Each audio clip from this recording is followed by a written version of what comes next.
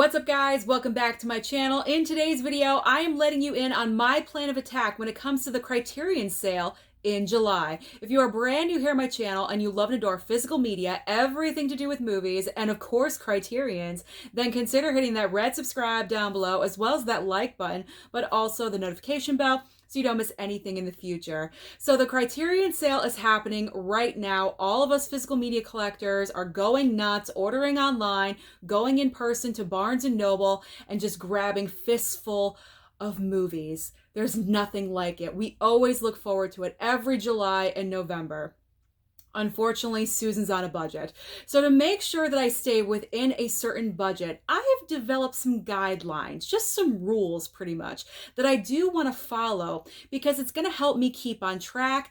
And I figure this might help you out at home. So that's part of the reason why I'm doing this video, because maybe you want to stay on a budget as well and you don't want to go overly crazy. So step number one, really going to help me out. I'm only going to the store one time.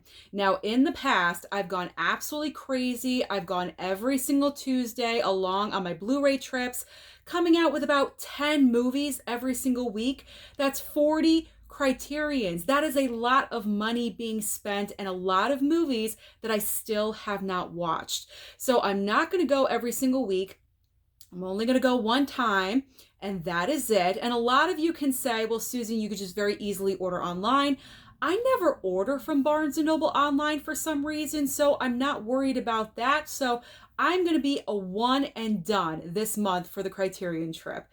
Step number two of what's going to keep me on track, I'm only going to buy movies that I am familiar with, because the past couple of Criterions that I have watched, and it has been a while since I've watched any Criterions, but the last batch that I watched, I was having some Criterion regret. Now, I will give them second chances, obviously. I'm not just going to toss them to the side and never watch them again. But I want to invest my money in titles that I know I'm going to enjoy. It's very easy to become overwhelmed when you go into Barnes & Noble and it's a sea of Criterions in front of you and you're just flipping through all of them. And you're like, yep, that one looks good. That one, yep. And then you have a pile of about 20 Criterions and you whittle it down to 10. We're not doing that this time. I already know what I want. The number one item I'm looking forward to is Raging Bull on 4K. I know I'm going to enjoy it. It's Scorsese. It's Robert De Niro. Yes, that's right up my alley. Also, I'm looking into getting The Piano as well, and a few other titles. And that's pretty much it. So I'm only going to go for titles that I am familiar with. Step number three, I'm putting a limit on what I'm buying. I'm only getting up to 6 Criterions. Shocking, I know. I usually come out with what I said, 10, but no, we're doing 6 at the most. At the most. I could only get 3, possibly 4, but the most I'm going to get is 6. This is really going to help me to keep on budget because I do have some help in my fourth step, which I am going to share with you in just a second. But putting a cap on how many Criterions you get really does help you out, because it's very easy to get, like I said, overwhelmed by all the titles, and you want to get and you want to grab everything.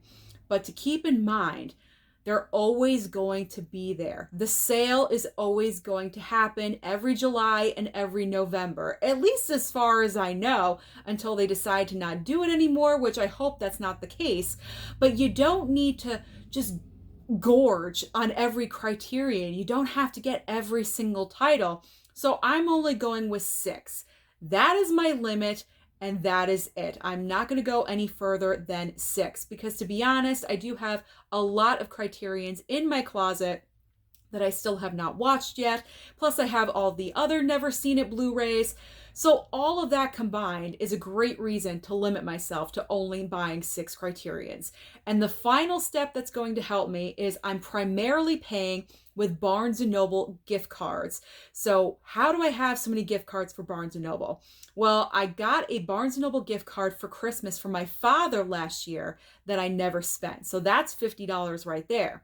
And then I do have a Barnes & Noble credit card. And every single time I rack up 2,500 points on my credit card, they send me a $25 gift card in the mail. So I figure I'm going to save all my Barnes & Noble gift cards throughout the entire year that I get, and I'll spend them on Criterions. So this is actually helping me out with my budget because it's kind of like free money that I'm getting. So I'm not spending my credit card on, I'm spending on my credit card on other physical media, and I'm using that for Criterions. And I say primarily because my limit is 6, and I only have about $100 in Barnes & Noble gift cards. So if I do decide to go over and get 6, then I will have to pay out of pocket for one of them, but that's okay. $25, $25, I can handle it. So that is my plan of attack for the Criterion sale this month for July. So let me know down below, do you have your own plan of attack? Do you have a budget? Or did you limit yourself on how many Criterions you're going to get? Don't forget to like and subscribe before you leave, and I'll see you next time.